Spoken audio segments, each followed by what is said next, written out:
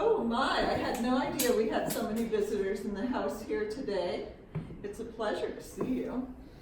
I hope you'll let me tell you a little bit about what we've got here in the house for your enjoyment. You just missed a good party. We had a wonderful party last night, all insect themed, and you're going to see more of that as you explore today.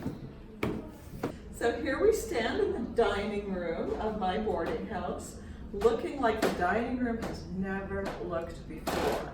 Because, of course, in normal circumstances, if I came into the dining room and saw bugs crawling all over the bread on the table, I'd have a word or two to say about that.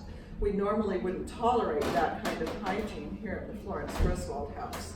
But, all in keeping with the theme of the party, everything is decorated with bug this and bug that. So you'll be able to look at this beautiful bread, which is real bread and meant to be enjoyed, but with beetles all over it. And then you'll see this glorious jelly that we have here on the table and some honey. Of course, we know honey is a gift from the bees. We wouldn't be able to have it without their hard work. So it seemed especially fitting to have some of that at the party.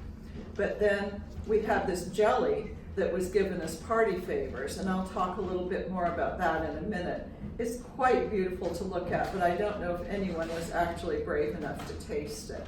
I'd like to show you a few things in the dining room that I was especially taken with. I thought this was really creative, to take a huge wasp nest that was found in our barn and turn it into, well, it represents a ham, but I bet you've never seen a ham like that before. Surrounded by fruit on a lovely platter as you'd expect to see it, but it's not ham, of course, it is a wasp nest. Now, I'd also like to show you the party favors that were given out to guests. We seem to have quite a few left over. I don't know if that's because we made far too many or because guests decided they would just leave theirs behind. But in the window here, we have some jars of jelly, and it's fruit jelly, apple and quince especially, but infused with insects that had died and were scavenged around the grounds over the course of several weeks by the artists. How they come up with these ideas, I don't know, but then immersed into the jelly when it was made. So it looks beautiful. It looks like what I would call amber, insects preserved in amber, as sometimes happens in Russia. But it's not, it's jelly. Lovely to look at with the sun shining through it, but whether I would want to sample it, I really don't think so.